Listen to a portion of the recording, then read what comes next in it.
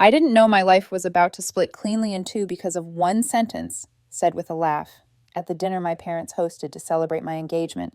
8 years ago, my husband, Ethan, died in a workplace accident. One moment he was alive, teasing our daughter about her messy braids. Then a phone call rewrote our entire home. I was 37. Our son Nathan was 13. Our daughter Iris was 8. We survived because we had to. So when I finally agreed to love again, when I let Adrian, my fiancé, into the spaces Ethan used to fill, I told myself this was proof we were healing. That we weren't stuck in grief forever. That my kids could have stability again. That night, the table was warm with candlelight. My mother had cooked too much, like she always did when she wanted life to feel normal. My aunt sat beside me, smiling softly the way she used to after Ethan's funeral. Quiet encouragement without pushing. My mom lifted her glass and said, "Adrian, it's wonderful to see her smile again. You've brought back some of the light Ethan used to bring out in her." It was meant to be kindness, a bridge. Adrian laughed, too loud, too casual, then leaned back like he'd just said something charming. "I mean, honestly," he said, "I'm relieved Ethan died when he did. Otherwise, I never would have had a chance with her." For a second, I thought my brain had misheard him, like the words couldn't possibly belong in the same room as my children.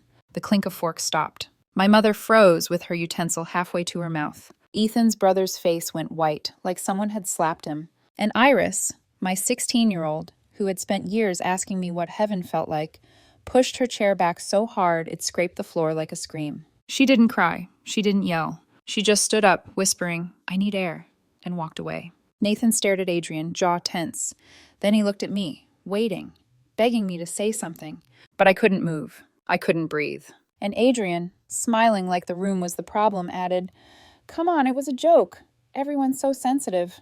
That was the moment I realized grief isn't the only thing that can destroy a family. Sometimes it's the person you invite into it. If you asked anyone who knew me back then, they would have described me as capable. That was the word people used when they didn't know how else to explain a woman who kept showing up even when her life had been ripped open. I'm Hannah Mercer. I'm 45 now. I work a stable office job in town, nothing glamorous, but reliable, the kind of job that lets you pack lunches, pay bills, and keep the lights on without drama. I used to think reliable was boring. After Ethan died, I learned reliable is sacred. Ethan and I met in our 20s, the way a lot of normal love stories begin, through mutual friends, at a small gathering where the music was too loud and the drinks were too cheap. He made me laugh with one sentence, and then he spent the rest of the night making sure my cup was never empty and my coat was never lost. He wasn't flashy, he was steady. The kind of man who remembered what you said 3 weeks ago and brought it up because it mattered. We married young, built a life brick by brick, 2 kids, a house that wasn't perfect but was ours. Nathan came first, serious even as a toddler, like he was born already evaluating the world. Iris came 5 years later, soft-hearted, bright-eyed, the type of child who would cry if she saw a bird with a hurt wing. Then, one afternoon, everything ended. Ethan's accident happened so fast it didn't feel real. The call came while I was folding laundry. I remember staring at a tiny sock in my hand while a stranger's voice told me my husband was gone. The next few months were a blur of paperwork, casseroles from neighbors, and my children's grief moving through the house like weather. Nathan grieved like a locked door. He threw himself into school and sports. He stopped asking for help. He stopped making noise. At 13, he suddenly looked older, like he'd decided childhood was a luxury our family couldn't afford anymore. Iris grieved like a storm. She asked me questions at night, in a small voice that sounded too young to be carrying that kind of fear. "Is Dad cold? Can he see us? Are we going to die too?" I would hold her until her little fists unclenched, and then I'd go to the kitchen and cry silently over the sink so she wouldn't hear. For months, I took time off work to focus on my kids. My parents were a lifeline. They didn't just babysit, they showed up with quiet consistency, groceries, rides, homework help, a hand on my shoulder when the house felt too empty. Ethan's brother and his wife stayed close too. They were grieving their own loss, but they didn't disappear. They came over for dinner, took the kids on weekends, made sure Ethan didn't become a ghost we weren't allowed to mention. For 4 years, I didn't date. Not once. People tried to set me up with nice men. They'd say it like Ethan had been a phase I could replace if I just found the right substitute. But I wasn't ready, and more importantly, my children weren't ready. They needed me fully present. They needed to know that even if life had taken their father, it wasn't going to take their mother too. Around the 4th year, my sister started nudging me back toward the world. Not dating, she said carefully. Just being around people again. You're allowed to laugh, Hannah. So I started going to community events, small things, fundraisers, local gatherings where nobody knew my story, where I could just be a woman holding a plastic cup of punch instead of a widow with a tragedy attached to her name. That's where I met Adrian. It was a fundraiser for the local library. He was 43, a dental hygienist, friendly, polished, good at making conversation. He asked about the book display, joked about how he'd never returned a library book on time in his life. He had an easy smile, the kind that made people lean in. When I mentioned I had 2 kids and that my husband had passed, his expression softened in a way that looked like empathy. "I'm really sorry," he said. "That must have been unbearable." And for a moment, I believed I was talking to someone who understood that my past wasn't competition. It was history. We exchanged numbers. We started seeing each other casually. And from the very beginning, I told him the truth. "My kids come first," I said. "I'm not rushing anything." Adrian nodded, hand over mine, warm and certain. "I respect that," he said. "Take all the time you need." For the first year, I didn't introduce him to Nathan and Iris at all. I wanted certainty before I let anyone new into their world. Adrian would sometimes comment, lightly, teasing, about how slow I was being, but he always ended it the same way. "I get it," he'd say, and I believed him. The first time something felt off, I ignored it. Not because it was invisible, but because it was inconvenient. By the time Adrian finally met my children, Nathan was 17 and Iris was 12. I remember standing in the kitchen that day, watching through the doorway as Adrian introduced himself, smiling too carefully, like someone aware they were being evaluated. Nathan shook his hand politely. His voice was respectful. His eyes were distant. Iris tilted her head, studying Adrian the way she used to study substitute teachers, curious, but guarded. I didn't push them. I never believed in forcing relationships. They didn't owe Adrian affection, only basic courtesy. He was stepping into their home, not the other way around. At first, everything seemed fine. Adrian would bring dessert when he came over. He'd ask about school. He praised Iris's art when she taped drawings to the fridge. He told Nathan he admired how focused he was on his future. But there were moments, small, fleeting ones, that didn't sit right. Adrian asked a lot of questions about Ethan. At first, I thought it was curiosity, wanting to understand the man who came before him. That felt reasonable. "How did you 2 meet? What was he like when he was stressed? Do the kids take after him?" But the questions didn't stop. They shifted. One night, after the kids were asleep, Adrian asked, "If the accident never happened, do you think you'd still be married?" I remember the way my stomach tightened. "That's not a useful question," I said carefully. He laughed it off, saying he was just trying to understand my heart. But a few weeks later, he asked something worse. "Do you ever think about him when you're with me?" That time I didn't soften my response. "No," I said, "and I'm not going to answer questions that turn my past into a competition." I told him clearly, Ethan was gone. Adrian was here. Hypotheticals only created wounds that didn't need to exist. He stopped asking after that, or at least he stopped asking me. Looking back, that's what scares me the most. As the months passed, Adrian's presence in our home increased. He didn't officially move in, but he stayed over more nights. He knew where the extra towels were kept. He collected the mail when he got home before I did. He made suggestions, small ones, about how the house could be more efficient. Nathan left for college when he was 18. He had originally planned to stay home for a couple of years to save money, but somewhere along the line, that plan changed. Adrian would casually mention apartment listings he'd seen online. He'd talk about independence like it was a moral achievement. Nathan never complained to me directly. I wish he had. Iris, on the other hand, stayed home. She was quieter than she used to be. She spent more time in her room. When Adrian talked about college, he always framed it the same way. "Out of state is where you really grow," he'd say. "You don't want to miss out on life by staying too close to home." I brushed it off. "He's just encouraging her," I told myself. "He means well." But there were moments when Iris's shoulders would tense at his words, when she'd nod without speaking, eyes fixed on her plate. I didn't see it then, but she was counting. Counting how often Adrian talked about a future that didn't include her. Counting how often he spoke about after the kids were gone. There were other signs, too. Family gatherings grew strained. Adrian was always pleasant, but never warm with Ethan's brother. His smiles didn't reach his eyes when Ethan's name came up. When my mother talked about the early years of my marriage, Adrian would excuse himself to refill his drink. Once, when I mentioned that I still visited Ethan's grave on his birthday with the kids, Adrian said, "Don't you think holding on that tightly makes it harder to move forward?" The room went quiet. I remember answering slowly. "We move forward together," I said. "That doesn't mean erasing him." He nodded, but something dark passed through his expression, gone too quickly for me to confront. 6 months ago, Adrian proposed. It wasn't extravagant. Just a quiet evening, a simple ring. He told me he loved me, that he loved my family. I said yes, believing love meant making space. Nathan didn't celebrate. Iris smiled, but it didn't reach her eyes. And still, I told myself, change is hard, healing isn't linear. I didn't know the conflict had already taken root, and I definitely didn't know how loud it was about to become. The night everything broke felt deceptively ordinary. My parents hosted the engagement dinner at their house, the same dining room where we'd gathered after Ethan's funeral, where casseroles had crowded the table and grief had sat with us like an extra guest. I should have known the room carried too much history for careless words. Everyone was there. My parents, my aunt, Ethan's brother and his wife, Nathan, home from work, Iris, freshly 16, her hair pulled back the way she did when she didn't want attention, Adrian, sitting beside me, one hand resting possessively on my knee.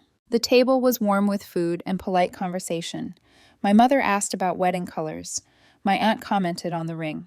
Adrian smiled easily, answering questions like he belonged. For a moment, I let myself believe it. Halfway through the meal, my mother lifted her glass and said gently, "Adrian, I just want you to know how grateful I am that Hannah has found someone who brings out the light she used to have. Ethan always did that for her." She meant it as a bridge between past and present. Adrian laughed. Not a nervous laugh, not an awkward one. A confident laugh. "Well," he said, leaning back in his chair, "I'm honestly relieved Ethan died when he did. Otherwise, I never would have had a chance with her." The sentence landed like a dropped plate. The silence afterward wasn't just quiet, it was heavy, thick, like the air had been pressed flat. My mother froze mid-motion, fork suspended like time had stopped. Ethan's brother stared at Adrian, his jaw tightening so hard I thought he might break a tooth. Nathan's eyes went wide, not with shock, but with disbelief. And Iris's chair scraped backwards so sharply it made my skin prickle. She stood, her face pale but controlled, and whispered, "I need air." Then she walked out. I felt my body lock in place. My heart pounded so loudly I thought everyone could hear it. Adrian glanced around the table, clearly confused by the lack of laughter. "What?" he said, trying to smile again. "It was a joke. You're all being way too sensitive." No one laughed. No one defended him. No one spoke at all. Nathan stayed seated for a moment longer, his gaze fixed on me. I knew that look. It was the same look he'd worn at 13, standing in the doorway after Ethan died, waiting to see if I would hold us together. I didn't say anything. I couldn't. Nathan stood and followed Iris outside. My aunt murmured an excuse and left the table. Ethan's brother and his wife quietly gathered their coats. His wife wouldn't look at me. He did, and the disappointment in his eyes cut deeper than anger. My mother looked at me then, her expression unreadable. I finally found my voice. It sounded small. "I'm so sorry," I said. "Adrian and I should probably go." I paid for the dinner, even though my parents had insisted they would. It felt like the only thing I could do.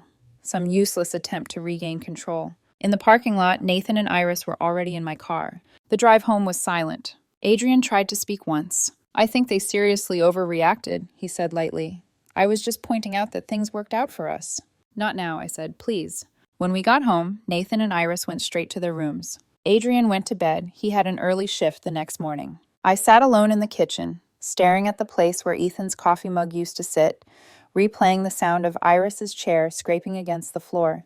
That sound stayed with me. For 5 days afterward, the house was wrong. Iris didn't speak to me. She left early, came home late, locked herself in her room. Nathan came by twice to pick her up for meals. He barely looked at me. Adrian mentioned the dinner once more, dismissively. "They'll calm down," he said. "They'll see I didn't mean anything." When I asked him what he had meant, he said that I'm glad things worked out.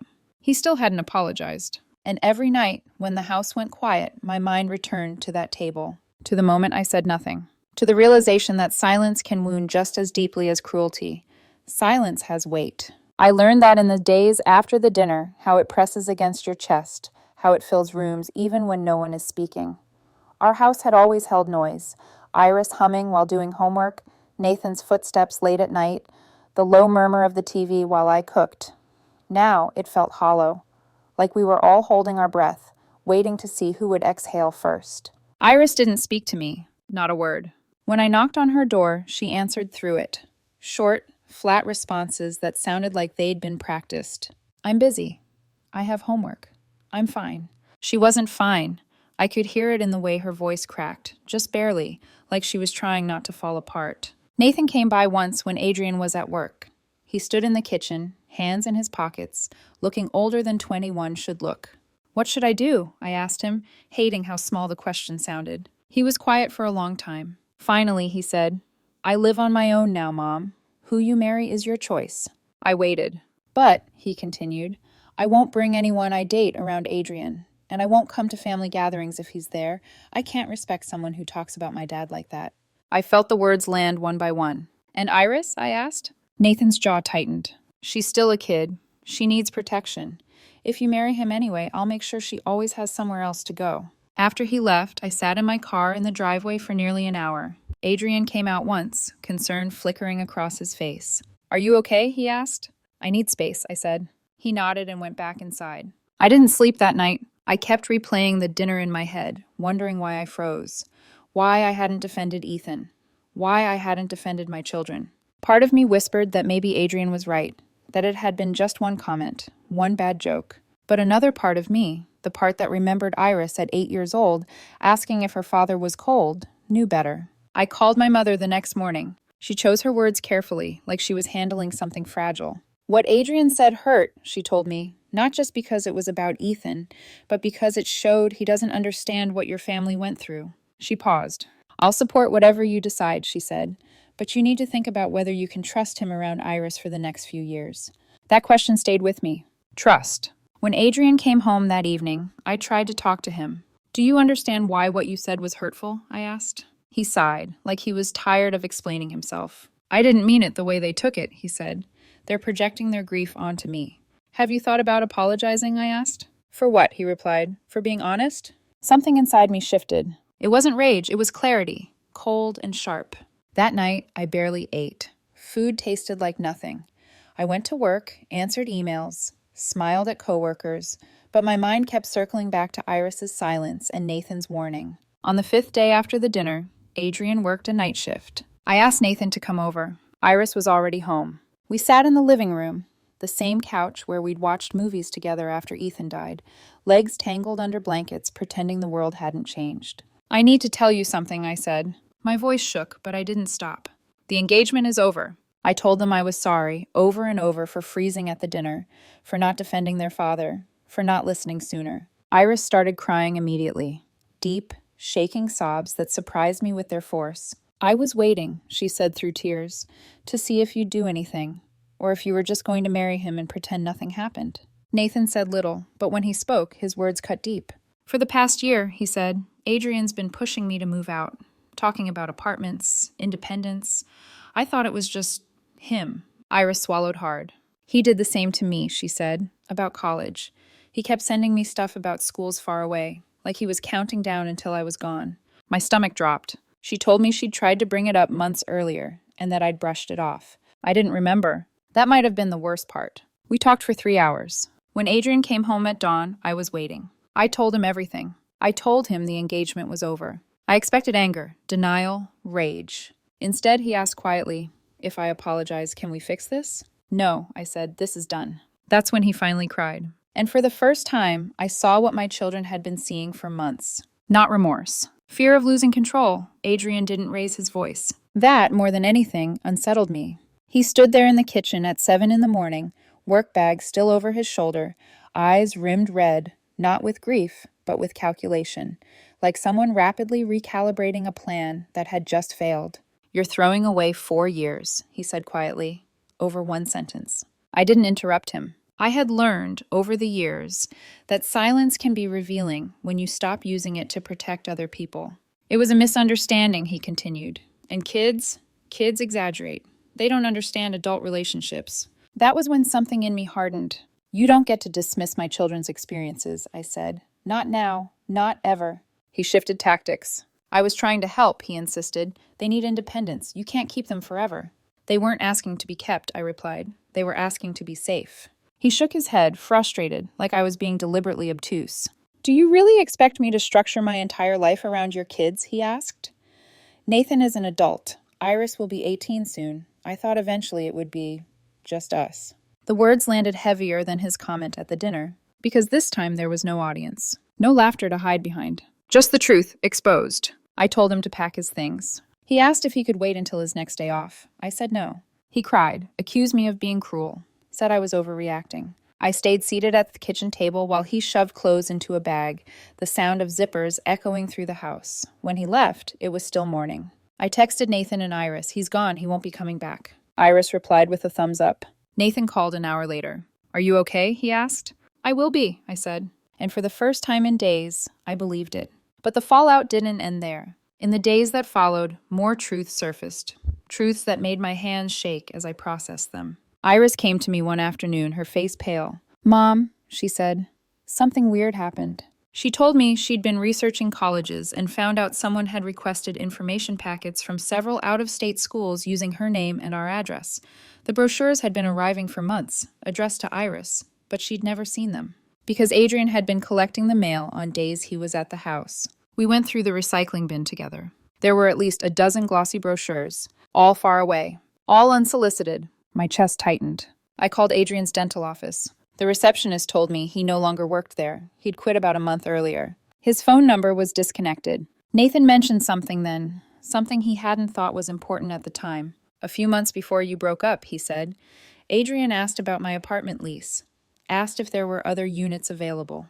The picture formed slowly, horrifying in its clarity. Adrian hadn't just been impatient. He'd been strategic, pushing Nathan out, pushing Iris away, reshaping our future into one where I was isolated and dependent. The dinner comment hadn't been a slip. It had been a reveal. Family reactions came next. My mother admitted she'd been worried for months but hadn't wanted to interfere. Ethan's brother was more blunt.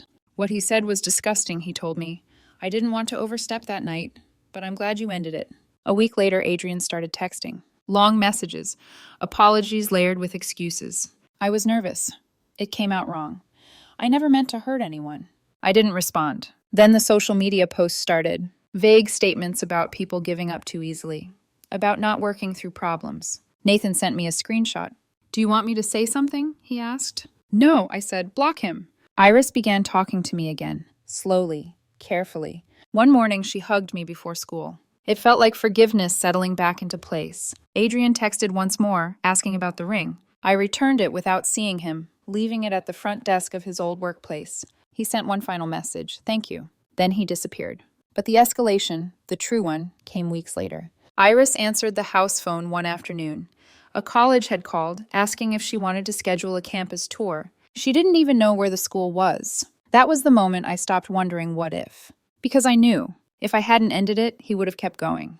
Quietly, methodically, until my children were gone. And I was alone. The house was quiet in a way that felt unnatural. Not the peaceful quiet of a Sunday morning, or the calm after a long day, but the kind of silence that follows a storm, when you're still bracing for the next strike. Adrian was gone. His shoes weren't by the door. His toothbrush wasn't in the bathroom cup. His presence had evaporated so quickly, it almost felt imaginary. And yet, the damage he left behind was everywhere. I sat alone at the kitchen table late one night, the college brochures spread out in front of me, like evidence. Glossy photos of campuses I'd never visited, promises of independence and new beginnings printed in bold letters, none of them chosen by my daughter. My hands shook as I stacked them into a pile. I kept thinking, what if I hadn't asked the kids to talk? What if I'd married him? What would I have explained years from now, when Iris stopped coming home for holidays? When Nathan only visited if Adrian wasn't around? When my grandchildren asked why their family didn't gather in one place? The weight of that almost future crushed me. I cried that night, quietly, with my hands pressed to my mouth so Iris wouldn't hear. Not just for what had happened, but for what nearly had. Grief has layers. I'd already grieved my husband. Now I was grieving the version of myself who had believed she was finally safe to love again. I felt ashamed. Ashamed that I'd missed the signs. Ashamed that my children had seen what I hadn't. Ashamed that I'd frozen at that table and let someone disrespect their father's memory in front of them. Iris had said something during our long talk that kept echoing in my head. I was waiting to see if you'd choose us. The idea that my daughter had doubted that, had even wondered, was unbearable. For a few days, I barely ate. I went to work, nodded at the right moments, answered emails on autopilot. At night, I lay awake replaying conversations from the past 4 years, reinterpreting them with brutal clarity. The questions about Ethan, the comments about independence, the subtle distancing from family. None of it had been accidental. I started questioning myself too. Was I naive? Was I so desperate for stability that I'd lowered my guard? Had grief made me easier to manipulate? I looked at my reflection in the bathroom mirror one morning and barely recognized the woman staring back. Her eyes were tired, her shoulders tense, like she was bracing for impact. That was my lowest point. Not anger, not fear. Doubt. Doubt in my judgment. Doubt in my worth. Doubt in my ability to protect the people who mattered most. Nathan came by that evening without warning. He found me sitting on the couch, staring at nothing. "You don't have to carry this alone," he said gently. I broke then. I told him everything, the guilt, the fear, the shame. He listened. Then he said something that shifted the ground beneath me. "You didn't fail us," he said. "You fixed it." Iris joined us later, curling up beside me the way she hadn't since she was little. She didn't say much. She just leaned into me, her head on my shoulder. Oh. The house exhaled. Slowly, the darkness lifted, not because the pain vanished, but because it was shared. A few weeks later, I received a letter. It was from Adrian's mother. She didn't defend him. She didn't ask me to reconsider. She apologized. She wrote that she'd always worried Adrian struggled with jealousy and control, that he had a way of centering his needs at the expense of others. "I'm sorry your family was hurt by this," she wrote. "You did the right thing." I folded the letter and placed it in a drawer. I didn't feel vindicated. I felt steady, still bruised, still cautious, but grounded again. That was the moment I realized the darkness hadn't broken me. It had clarified me. The turning point didn't arrive with fireworks or shouting. It came quietly, on an ordinary afternoon, when Iris came home from school and sat across from me at the kitchen table like she had something important to say. She fidgeted with the sleeve of her sweater, eyes fixed on the wood grain. "Mom," she said, "I think I want to stay home for college." Not as a question, as a truth she'd been afraid to voice. For months, she'd been carrying someone else's expectations, someone else's plans for her life, like they were inevitable. And now, with Adrian gone, she was testing whether her own wants were allowed to exist again. "You don't have to decide now," I said gently, "and whatever you choose, I'll support you." Her shoulders dropped, relief flooding her face. That was the moment I understood something fundamental. Adrian hadn't just been pushing my children out. He'd been shrinking them. That realization rewrote everything. Nathan came over later that evening for dinner, something he'd started doing again, slowly, cautiously. He brought groceries and cooked for us like he used to when he was home from college. Over dinner, he mentioned something offhand. "You know," he said, "I didn't tell you this before because I didn't want to stir things up. But while you and Adrian were still together, I never brought anyone I was dating here." I looked up. "There was someone," he continued, "for months, but I didn't feel comfortable bringing her around him." The air went still. My son had been editing his life, hiding joy, to avoid conflict I hadn't even noticed. That realization hit harder than the dinner comment ever could, because it meant Adrian's influence had reached farther than I'd known. And it also meant something else. I had underestimated my own intuition, and my children's. I had spent so much time worrying about whether I was being unfair to Adrian that I'd almost been unfair to myself, to my kids. That night, after everyone had gone to bed, I sat alone in my room and opened the drawer where the engagement ring had once been. The space it left behind didn't feel like loss anymore. It felt like release. I thought about the woman I was before grief, before survival mode hardened me. The woman who believed love meant compromise at all costs. I realized how wrong that had been. Love doesn't demand erasure. It doesn't require silence in the face of harm. And it certainly doesn't ask a mother to choose between her partner and her children. The next day, I did something small, but symbolic. I called the colleges that had sent Iris brochures and had her removed from their mailing lists. One admissions officer asked if I wanted to file a complaint, since the request hadn't come from Iris. I said no. I wasn't interested in punishment. I was interested in closure. Over the next weeks, our home changed again. Not back to how it was before, but into something new. Iris spent more time in the living room. She laughed again, tentatively at first, then freely. Nathan brought his girlfriend over for dinner one Sunday, smiling nervously like he was introducing someone into sacred space. I watched him, confident, thoughtful, protective, and felt a quiet pride settle in my chest. I also noticed something else. I stopped questioning my decision.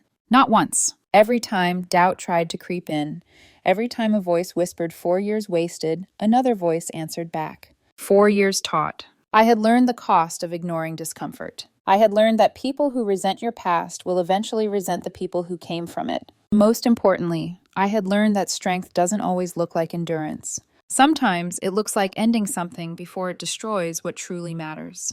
That was my turning point, not when Adrian left, but when I realized I'd chosen correctly. The fallout didn't come with shouting or revenge. It came in quiet reversals, subtle but unmistakable, like gravity reclaiming what had been unnaturally pulled out of place. Adrian didn't spiral publicly.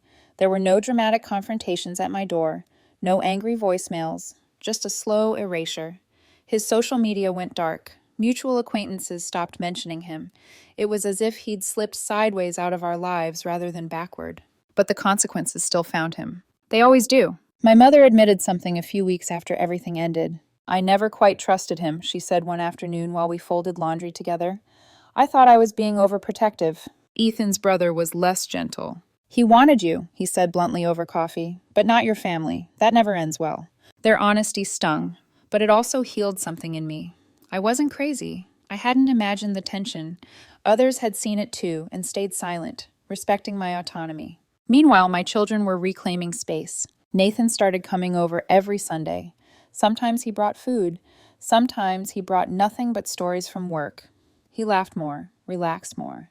He stopped watching the room like he was bracing for something to go wrong. One evening, he joked, "If rent keeps going up, I might move back in." I didn't hesitate. "This will always be home," I told him. Iris changed too, softly, gradually. She began sitting with me while I cooked, doing homework at the counter the way she used to when she was younger. She asked questions again, about college, about life, about things that mattered. The silence that once felt like punishment turned into presence. Adrian tried once more to reach out. A text, neutral, careful. "I hope you and the kids are well." I didn't respond. Not out of cruelty, but because the chapter was closed. Later, I found out through a mutual acquaintance that he'd moved to a nearby town, changed jobs, changed routines, reinvented himself. I wasn't surprised. People like Adrian don't reflect, they relocate. Then something unexpected arrived in the mail. A handwritten letter from his mother. She wrote that Adrian had told her his version of events, and that even through that lens, she understood why I'd ended things. She admitted she'd worried for years about his need to be the center of someone's world. "I'm sorry your family was hurt," she wrote. "You did the right thing." I placed the letter in the same drawer as the old brochures and closed it gently. That drawer became a quiet archive of lessons learned. The biggest fallout, though, wasn't Adrian's. It was the truth surfacing. Nathan told me that during the last year of my relationship, he'd felt like a guest in his own home. Iris admitted she'd been planning escape routes, friends' houses, after-school activities, anything to avoid being around someone who made her feel like she was temporary. Those confessions cut deep, but they also affirmed something important. I hadn't lost my children's trust forever. I had just barely caught it before it slipped through my fingers. And that mattered. Life settled into a rhythm again. Not exciting, not dramatic, but stable. I cooked dinner most nights. Iris ate with me before disappearing into homework. Nathan came by when he could. My mother called every few days. Ethan's brother invited me fishing the following month. And in the quiet of those routines, something remarkable happened. I stopped replaying the dinner, stopped hearing the scrape of Iris's chair, stopped reliving the moment I froze. Because the story no longer ended there. It ended with choice, with correction, with a mother who listened, even if she listened late. The fallout had landed where it belonged. Not on my children, not on me, but on the person who thought love meant erasure. 10 months have passed since that dinner. Time didn't erase what happened, but it put it in its proper place. Iris is 17 now, deep into her senior year. She narrowed her college list to 3 schools, all within an hour of home. One evening, she asked me quietly, almost testing the ground beneath her feet, "Would you be disappointed if I stayed home for college?" I didn't hesitate. "I'd be proud of you no matter where you go," I said, "and I'd be just as proud if you stayed." She smiled, the real kind, the one that reaches her eyes. Nathan's girlfriend comes to dinner now. He waited nearly a year before bringing someone he cared about into this house. That detail still gets to me. The thought that my son once hid joy to keep the peace is something I carry. But I carry it as a reminder, not a punishment. The house feels different without Adrian. Not emptier, clearer. I still think about Ethan sometimes, not with pain, but with gratitude. Loving him taught me what steady love looks like. Losing him taught me how fragile life is, and nearly marrying the wrong person taught me something else entirely. That love which asks you to silence your past will eventually ask you to abandon your future. I used to believe strength meant endurance, staying, making things work at all costs. Now I know better. Strength is choosing alignment over attachment, protection over comfort, truth over time already invested. I didn't end the engagement because of one comment. I ended it because that comment revealed a pattern, a worldview, a future where my children were obstacles instead of blessings. I won't pretend I handled everything perfectly. I froze when I should have spoken. I hesitated when I should have acted faster. But I corrected course. And sometimes that's what redemption looks like. Life now isn't dramatic. It's steady, quiet, real. I cook dinner most nights. Iris sits at the counter. Nathan comes by on Sundays. My mother calls every few days. Ethan's brother still invites me fishing. And in the middle of that ordinary rhythm, I feel something I didn't expect to feel again so soon. Peace. If there's a lesson in all this, for anyone listening, it's this. Pay attention to how someone treats the people who made you who you are. Pay attention to the discomfort you keep explaining away. And never confuse patience with self-betrayal. Love should add to your life, not ask you to shrink it.